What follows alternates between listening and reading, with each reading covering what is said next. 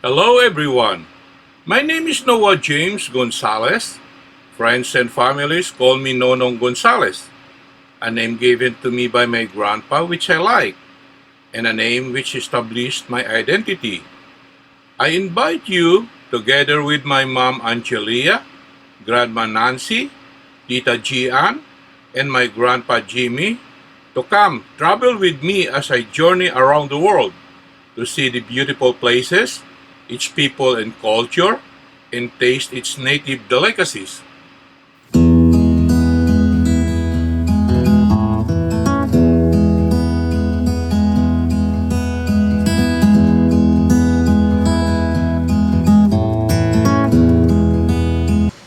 Stonehenge is a prehistoric monument in Wiltshire, England, 2 miles west of Amesbury. It consists of a ring of standing stones, each around 30 feet high and 7 feet wide, and weighing around 25 tons. The stones are set within earthworks in the middle of the most dense complex of Neolithic and Bronze Age monuments in England, including several hundred tumuli or burial mounds. Archaeologists believe it was constructed from 3000 BC to 2000 BC. The surrounding circular earth, bank, and ditch, which constitute the earliest phase of the monument, have been dated to about 3100 BC. Radiocarbon dating suggests that the first bluestones were raised between 2400 and 2200 BC, although they may have been at the site as early as 3000 BC.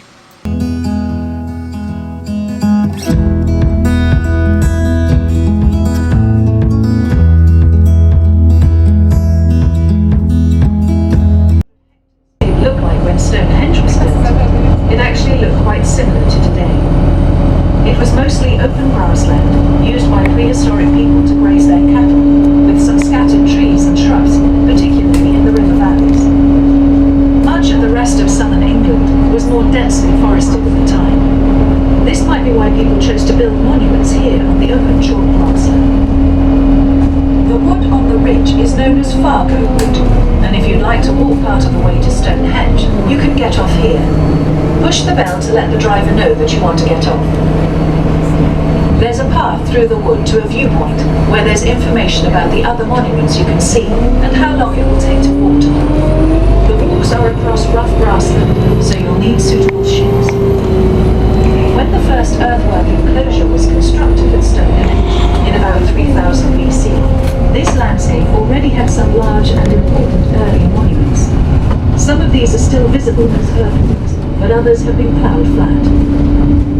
The Greater, or Stonehenge cursus, is an enormous rectangular earthwork defined by a bank and ditch about 1.7 miles in length and runs on the left-hand side parallel with the road you're travelling on. On this left side of the bus, you should be able to see some low-grass mounds in the field. These are the Cursus barrows, a group of 19 early Bronze Age burial mounds, which were built a few hundred years after construction work at Stonehenge had ended. This is just one of several barrow cemeteries located in the area. It seems to have been important to be buried within sight of this significant place at that time. The Cursus barrows are strung out in a line alongside the much older Stonehenge cursus, which suggests that it too still held some importance. Some of the barrows were excavated by William Cunnington in the early 19th century, and many contained cremations, some of them accompanied by grave goods such as beads and bronze daggers. Soon you should be able to see Stonehenge coming up ahead of you. Please take care as you leave the bus and ensure you have all your personal belongings with you. Don't forget that you can set off for a walk in the landscape around Stonehenge afterwards if you wish. We hope you enjoy your visit.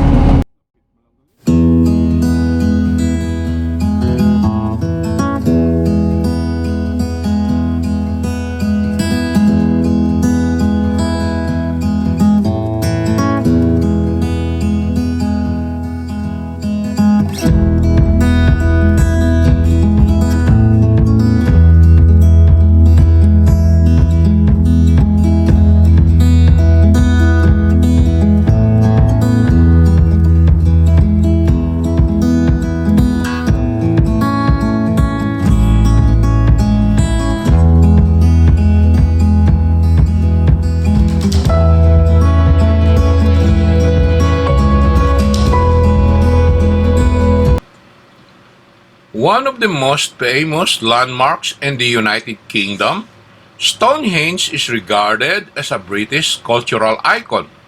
It has been a legally protected, scheduled ancient monument since 1882, when legislation to protect historic monuments was first successfully introduced in Britain. The site and its surroundings were added to UNESCO's list of World Heritage Sites in 1986. Stonehenge is owned by the Crown and managed by English Heritage. The surrounding land is owned by the National Trust. Stonehenge could have been a burial ground from its earliest beginnings. Deposits containing human bone date from as early as 3000 BC, when the ditch and bank were first dug, and continued for at least another 500 years.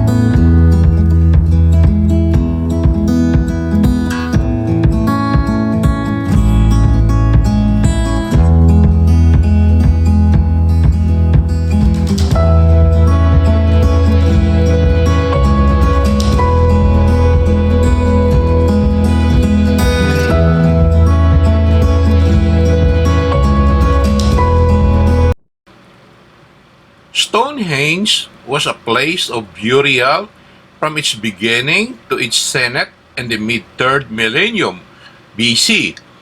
The cremation burial dating to Stonehenge sarsen stones face is likely just one of the many from this latter period of the monument's use, and demonstrates that it was still very much a domain of the dead. Stonehenge evolved in several construction phases, spanning at least 1,500 years. There is evidence of large-scale construction on and around the monument that perhaps extends the landscape's time frame to 6,500 years. Dating and understanding the various phases of activity are complicated by disturbance of the natural chalk by periglacial effects and animal burrowing, poor quality early excavation records, and a lack of accurate, scientifically verified dates. The modern phasing most generally agreed to by archaeologists is detailed. Features mentioned in the text are numbered and sworn on the plan and right.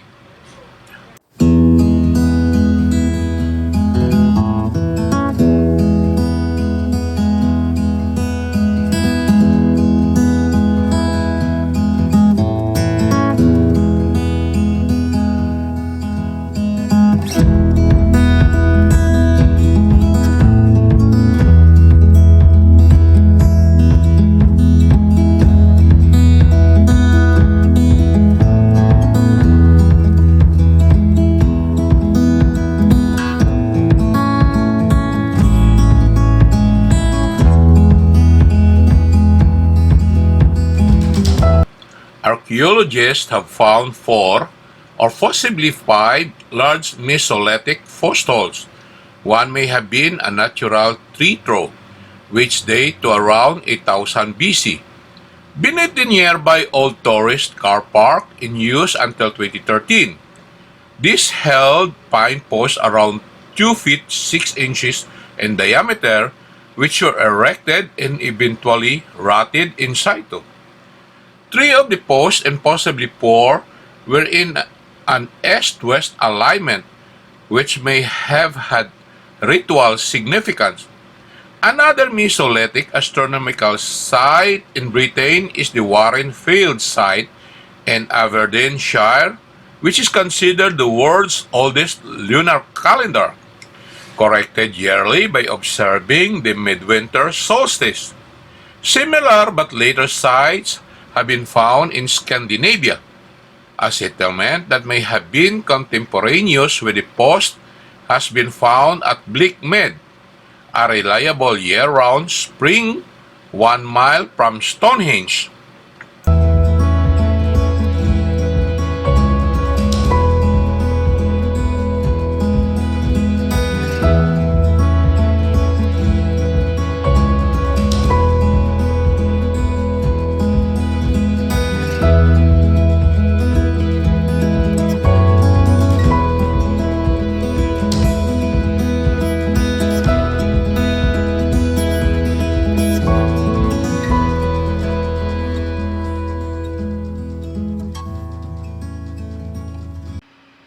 As I pause here, I hope you enjoy our ride.